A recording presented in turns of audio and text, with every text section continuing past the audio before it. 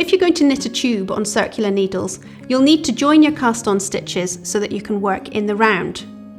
Start by laying out your circular needles and make sure there are no twists like this in your stitches.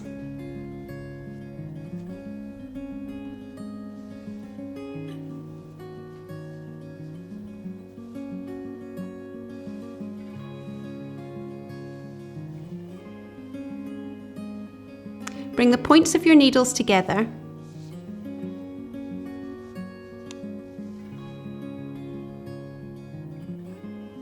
and place a stitch marker on the right hand needle to mark the end of one round and the beginning of another round, and then begin knitting.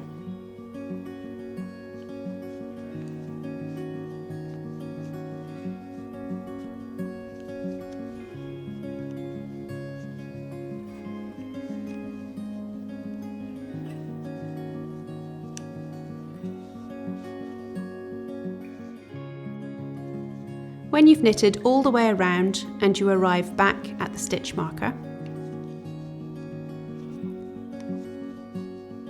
slip it cleanly from one needle to the next and continue knitting.